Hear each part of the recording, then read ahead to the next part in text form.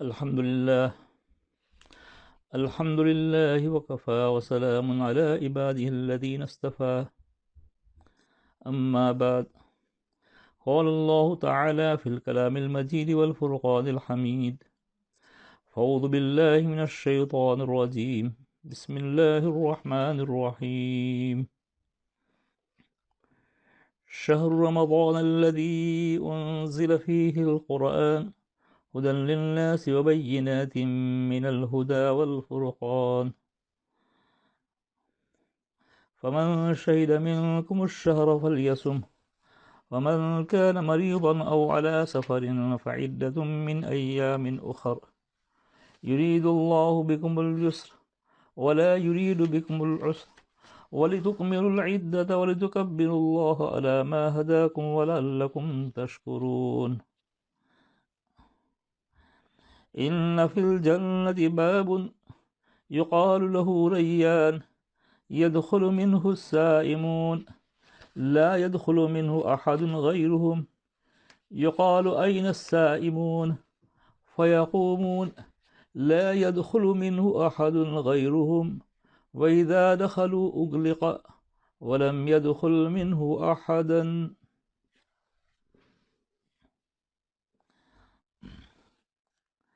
میرے محترم دوستو، بزرگوں اور میری ماں بہنوں، حدیث پاک میں ہے کہ رمضان پورے سال کا قلب ہے. جیسے قرآن مجید کا دل سورہ یاسین ہے، جیسے ہمارا دل ہوتا ہے ایسے قرآن کا بھی دل ہے سورہ یاسین. اسی طریقے سے تہجد کا جو وقت ہے وہ بھی رات کا دل ہے. اسی طریقے سے رمضان پورے سال کا قلب ہے، دل ہے.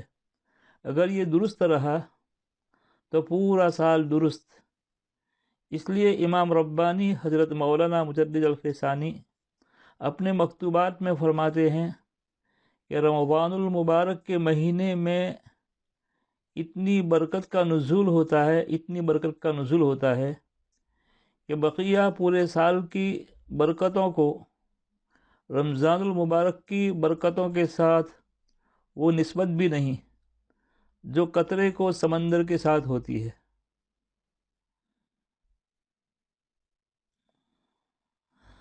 تو یہ اللہ کی طرف سے آیا ہوا ایک مہمان ہے رمضان مبارک کا مہینہ. جو بھی ایمان والا مرد یا ایمان والی عورت جہاں رہتے ہیں، چاہے وہ بڑے مکان میں رہتے ہو، چھوٹے مکان میں رہتے ہو، بنگلے میں رہتے ہو، یا جھونپڑی میں رہتے ہو، پکے مکان میں رہتے ہو، کچے مکان میں رہتے ہو، یہ اللہ کا مہمان جا کر وہاں پر کہتا ہے السلام علیکم. اب جو ایمان والے اچھی طریقے سے ویلکم کرتے ہیں، استقبال کرتے ہیں، تو پھر ان کے لیے بڑی بڑی بشارتیں آئی ہے جو انشاءاللہ وقتاً فوقتاً سناتے رہیں گے.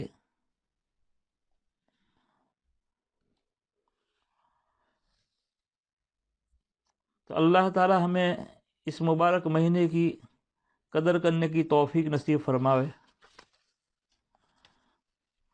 حضرت انس رضی اللہ تعالیٰ عنہ سے روایت ہے کہ نبی کریم صلی اللہ علیہ وسلم دعا فرماتے تھے: اللہم بارک لنا فی رجب و شعبان وبلغنا الی رمضان. یا اللہ رجب اور شعبان میں ہمیں برکت عطا فرما، یا اللہ ہمیں رمضان المبارک تک پہنچا دے. آج بہت کم احباب ایسے ہیں جو رمضان المبارک سے 1-2 مہینے پہلے یہ دعا مانگنا شروع کر دے. آپ ذرا دل سے پوچھئے کہ کتنے لوگوں نے یہ دعا مانگی تھی. افسوس ہے کہ نبی پاک صلی اللہ علیہ وسلم کی یہ سنت ختم ہوتی جا رہی ہے. ایک مشہور تابع ہے، وہ فرماتے ہیں کہ ہمارے یہاں رمضان المبارک کا اتنا اہتمام ہوتا تھا کہ ہم 6 مہینے اللہ رب العزت سے دعا مانگتے تھے کہ وہ ہمیں رمضان تک پہنچا دے، اور جب رمضان المبارک گزر جاتا تھا تب بقیہ 6 مہینے دعا کرتے تھے کہ اے اللہ ہم سے رمضان کو قبول فرما لے۔ اللہ رب العزت رمضان مبارک کے ہر دن اور ہر رات میں جہنم سے جہنمیوں کو بری کرتے ہیں، اور رمضان المبارک کے ہر دن اور ہر رات میں اللہ رب العزت ہر مومن کی کوئی نہ کوئی دعا قبول فرماتے ہیں۔ اب یہ ہمارے اوپر ہے کہ ہم اللہ رب العزت سے کتنا مانگتے ہیں۔ قبولیت کا اشارہ دے دیا گیا۔ ہمیشہ مانگنے والے کو اپنے دامن کو چھوٹے ہونے کا شکوہ رہا ہے، مگر دینے والے کے خزانے بہت بڑے ہیں۔ ٹوٹے رشتے وہ جوڑ دیتا ہے، بات رب پہ جو چھوڑ دیتا ہے۔ ٹوٹے رشتے وہ جوڑ دیتا ہے، بات رب پہ جو چھوڑ دیتا ہے۔ اس کے لطف و کرم کا کیا کہنا، اس کے لطف و کرم کا کیا کہنا، لاکھ مانگو کروڑ دیتا ہے۔ یہ تو مانگنے والے پر منحصر ہے، جیسی فریاد کرے گا ویسا ہی انعام ملے گا۔ اللہ کے بندو، دنیا دار لوگ بھی فقیروں کے بھیس کا لحاظ رکھتے ہیں۔ اگر رمضان المبارک میں کوئی بندہ نیکیوں کا بھیس بنا کر اللہ سے مانگے گا تو اللہ تعالیٰ کیوں لحاظ نہیں فرمائیں گے۔ حضرت موسیٰ علیہ السلام نے ایک مرتبہ عرض کیا تھا اللہ کی بارگاہ میں کہ باری تعالیٰ جتنا میں آپ سے قریب ہوں اور کوئی آپ سے اتنا قریب ہوگا؟ تو فرمایا کہ ہاں، ایک امت آنے والی ہے، امت محمدیہ صلی اللہ علیہ وسلم، کہ جب وہ روزہ رکھیں گے جس کی بنا پر ان کے ہونٹ خشک ہو جائیں گے، ان کے پیٹ کمر سے لگ جائیں گے، ان کا گلا سوکھ جائے گا اور سخت ان کو پیاس لگے گی۔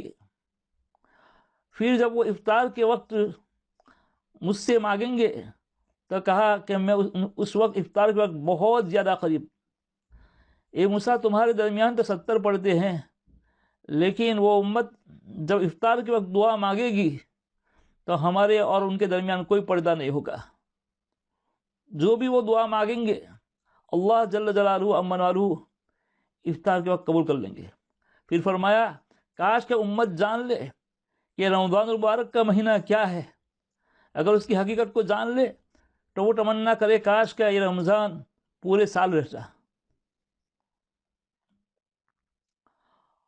میرے محترم دوستو بزرگوں، ایک صحابی نے نبی کریم صلی اللہ علیہ وسلم سے عرض کیا کہ اللہ کے نبی صلی اللہ علیہ وسلم، میرا دل چاہتا ہے کہ میں سب سے زیادہ عبادت گزار انسان بن جاؤں۔ نبی کریم صلی اللہ علیہ وسلم نے ارشاد فرمایا کہ تو اپنے جسم سے گناہ کرنا چھوڑ دے تو انسانوں میں سب سے زیادہ عبادت گزار بن جائے گا۔ لمبی لمبی نفلیں پڑھنے کا فائدہ تبھی ہوگا جب اپنے من کو صاف کریں گے۔ یہ نہ ہو اپنے من کو صاف نہیں کیا کہ اوپر سے لا الہ اور اندر سے کالی بلا، تسبیح بھی پڑھتے ہیں اور جھوٹ بھی نہیں چھوڑتے، اور لوگوں کے دلوں کو تکلیف بھی پہنچاتے رہتے ہیں۔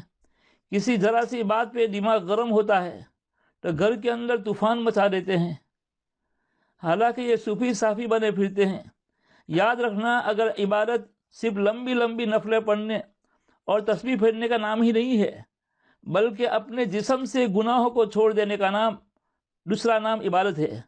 لہذا اللہ رب العزت کو وہ بڑا محبوب ہوتا ہے، اور روزے داروں کو زبردست اکرام بھی کیا جائے گا، رسپیکٹ بھی کی جائے گی۔ امام بخاری رحمۃ اللہ علیہ نے ایک حدیث بیان کی، وہ فرماتے ہیں ان فی الجنۃ باب یقال له ریان يدخل منه السائمون لا يدخل منه احد غیرهم۔ جنت کا ایک دروازہ ہے جس کا نام ریان ہے، قیامت کے دن اس میں سے روزے دار گزریں گے، روزے دار کے سوا کوئی بندہ اس دروازے پر سے نہیں گزر سکتا۔ آواز دی جائے گی کہ روزہ رکھنے والے کہاں ہیں؟ روزہ دار کھڑے ہو جائیں گے، ان کے سوا کوئی اس میں سے داخل نہیں ہو سکے گا، اور جب وہ داخل ہو جائیں گے تو وہ دروازہ بند کر دیا جائے گا۔ بعض کتابوں میں لکھا ہے کہ جب لوگ اس دروازے میں سے داخل ہوں گے تو فرشتے ان کو یہ آیت پڑھ کر سنائیں گے۔ کون سی آیت؟ کلوا واشربوا ہنیئا بما اسلفتم فی الایام الخالیہ، تم کھاؤ پیو، یہ بدلہ ہے ان دنوں کا جو تم نے اللہ کی عبادت میں جو تم نے اللہ کی عبادت میں گزارتے تھے۔ مقصد یہ ہے کہ رمضان میں تم بھوکے پیاسے رہتے تھے، اب تم اس دروازے میں سے داخل ہوئے ہو، اب تمہیں اللہ کی نعمتیں ملے گی، لہذا تم ان نعمتوں کو کھاؤ اور پیو۔ یہ روزہ اللہ تعالیٰ اور اس کے بندے کے درمیان ایک خفیہ معاہدہ ہے، ایک پوشیدہ، ایک سیکرٹ معاہدہ ہے۔ اللہ فرماتے ہیں الصوم لی وانا اجزی بہ، روزہ میرے لیے ہیں اور اس کا بدلہ بھی میرے ذمے ہے۔ ہر قسم کی عبادت کا ثواب فرشتے لکھتے ہیں، مگر روزے کے بارے میں فرشتے یہ لکھتے ہیں کہ اس نے روزہ رکھا، اس کا اجر اور بدلہ قیامت کے دن اللہ دیں گے۔ ہر دینے والا اپنے مقام کے مطابق دیتا ہے۔ فرض کرو اگر کوئی سائل آ کر مجھ سے مانگے تو میں اپنی حیثیت کے موافق اس کو 1 روپیہ دے دوں گا۔ اگر وہی آدمی ملک کے کسی بڑے آدمی سے مانگے، باس سے مانگے، تو وہ 1 روپیہ لیتے ہوئے شرمائے گا، ہو سکتا ہے کہ وہ اسے 1000 روپیہ دے دے۔ اور اگر وہی آدمی سعودی عرب کے بادشاہ سے جا کر مانگے تو وہ 1000 بھی دیتے ہوئے شرمائے گا، وہ اسے 1,00,000 روپیہ دے دے گا۔ تو جب دنیا کے بڑے لوگ اپنے مقام اور حیثیت کے مطابق دیتے ہیں تو یہاں بھی یہ سمجھ لینا چاہیے کہ قیامت کے دن جب روزے کی عبادت کا اجر ثواب اللہ دیں گے تو وہ بھی اپنی شان کے مطابق عطا فرمائیں گے۔ بعض محدثین فرماتے ہیں کہ حدیث پاک کے الفاظ تو یہی ہے مگر اعراب میں فرق ہے۔ وہ فرماتے ہیں کہ حدیث پاک میں ہے الصوم لی وانا اجزی بہ، روزہ میرے لیے اور روزے کا بدلہ بھی میں خود ہوں، یعنی قیامت کے دن اللہ تعالیٰ روزے کے بدلے اپنا دیدار عطا فرمائیں گے۔ لہذا روزے کے بارے میں 2 باتیں ذہن میں بٹھا لو۔ ایک تو یہ ہے کہ یہ ایک بے مثال عبادت ہے، اور دوسری بات یہ ہے کہ یہ ایک بے ریا عبادت ہے، اس میں کوئی ریا نہیں، کوئی دکھاوا نہیں۔ روزے میں ریا ہوتی ہی نہیں، دکھاوا ہوتا ہی نہیں۔ آپ پوچھیں گے کہ وہ کس طرح؟ کہ بھائی دیکھو، روزے دار آدمی جب وضو کرتا ہے تو اس میں وہ کلی کرنے کے لیے منہ میں پانی ڈالتا ہے۔ اب اگر وہ آدھا پانی اندر لے جائے اور آدھا باہر نکال دے تو کس کو کیا پتہ چلے؟ پیاس ہونے کے باوجود جب وہ منہ میں گئے ہوئے پانی کو نکال دیتا ہے تو اس کا مطلب یہ ہوتا ہے کہ اللہ رب العزت کے لیے روزہ رکھ رہا ہے، ورنہ مخلوق کو کیا پتہ۔ اس لیے روزے میں ریا نہیں ہے، دکھاوا نہیں ہے، اور چونکہ روزے میں ریا نہیں ہوتی اس لیے اللہ رب العزت نے ارشاد فرمایا کہ اس کا بدلہ بھی میں خود ہوں۔ حدیث پاک میں آتا ہے کہ روزہ قیامت کے دن اللہ رب العزت کے سامنے یہ شفاعت کرے گا کہ اللہ اس بندے کو اپنی رضا عطا فرما دیجیے، اور قرآن مجید بھی شفاعت کرے گا کہ اللہ یہ بندہ میرے لیے تلاوت کرتا تھا، اس لیے اس سے عذاب کو ہٹا دیجیے اور اس کو جنت عطا فرما دیجیے۔ اعمال میں جمعیت حاصل کرنے کا یہ گولڈ موقع ہے، سنہری موقع ہے۔ حضرت مجدد الفسانی فرماتے ہیں کہ رمضان المبارک انسان کے آنے والے سال کا ایک نمونہ ہوتا ہے، ایک سیمپل ہوتا ہے۔ اس لیے جس بندے نے جمعیت کے ساتھ رمضان المبارک گزارا اس کا آنے والا سال بھی جمعیت کے ساتھ گزرے گا، اور جس کا رمضان المبارک تفرقہ کے ساتھ گزرا اس کا آنے والا سال بھی تفرقہ کے ساتھ گزرے گا۔ اس کی مثال یوں سمجھیے کہ جو آدمی یہ چاہتا ہو کہ مجھے تہجد کی پابندی نصیب ہو، وہ رمضان المبارک میں پورا مہینہ تہجد کی پابندی کر لے، آنے والے سال میں اللہ رب العزت اپنی مدد فرمائیں گے اور اس کو تہجد کا دوام ہمیشگی عطا فرمائیں گے۔ اگر کسی کو یہ شکوہ ہے، یہ کمپلین ہے کہ میری آنکھ میرے قابو میں نہیں ہے، تو وہ تجربہ کر کے دیکھ لے، وہ پورا رمضان المبارک اپنی نظروں کی حفاظت کر لے تو اللہ رب العزت اسے آئندہ پورے سال میں نگاہوں پر کنٹرول عطا فرما دیں گے۔ اسی طرح جو آدمی جھوٹ سے نہیں بچ سکتا وہ پورے رمضان المبارک میں جھوٹ سے بچے، اللہ رب العزت اسے آنے والے سال میں جھوٹ سے محفوظ فرمائیں گے۔ تو گویا جس طرح اپنا رمضان المبارک گزاریں گے ہمارا آنے والا سال اسی طرح گزرے گا۔ پورا رمضان المبارک باقاعدگی سے تلاوت کرے، اللہ تعالیٰ آنے والے سال میں باقاعدگی سے تلاوت کرنے کی توفیق عطا فرمائیں گے۔ تو میرے محترم دوستوں بزرگوں اور میری ماں بہنوں، دین کیسے جاتے ہیں؟ قرب قیامت کی نشانیوں میں سے ایک نشانی یہ ہے کہ سال مہینے جیسا لگے گا، اور مہینہ ہفتے جیسے لگے گا، اور ہفتہ دن جیسا۔ ابھی رمضان المبارک کی بات کر رہے ہیں ہم ابھی، اور دیکھنا پتہ بھی نہیں چلے گا، اور رمضان مبارک کیسے نکل جائے گا پتہ بھی نہیں چلے گا۔ اللہ ہمیں قدر کرنے کی توفیق نصیب فرمائے۔ اور دوسرا میرے محترم دوستوں بزرگوں، جس طریقے سے یہ حکومت ہدایت دیتی ہے کہ اس وبا سے بچنے کے لیے کیا کرنا چاہیے، تو ان ہدایات کے مطابق ہمیں عمل کرنا چاہیے۔